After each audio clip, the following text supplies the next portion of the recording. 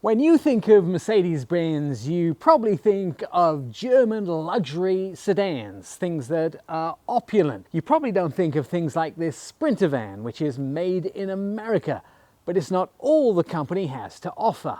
Mercedes is the most valuable luxury brand in the world, and Mercedes also have an F1 team driven by the world-famous Lewis Hamilton. They also make vehicles like this right here. This is the AMG GL E53.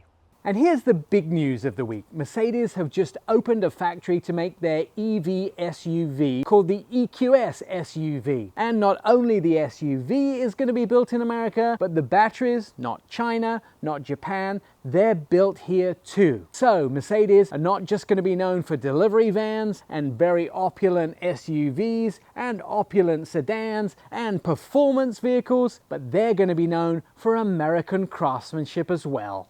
And when you see the GLE in your rear view mirror, it's gotta look menacing, almost like a bodybuilder in a t-shirt that's one size too small, with every muscle, every fabric looking to burst out. This luxury animal right here definitely wants out of its cage. So when you see an EQS SUV or you see a Sprinter van on the road, you know Mercedes are actually putting money back in the communities and the companies that rely on these vehicles. The listed 0 to 60 time is 4.7 seconds at 103 miles in the quarter mile.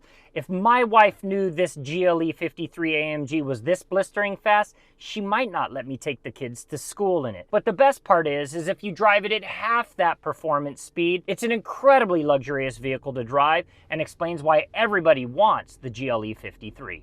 Now we should also mention Mercedes aren't the only company investing in American factories to build EVs and other vehicles. VinFast, BMW and Volvo are just some of the other companies that are building electric vehicle factories here, and the new ID.4 factory from Volkswagen is opening very shortly in Chattanooga as well.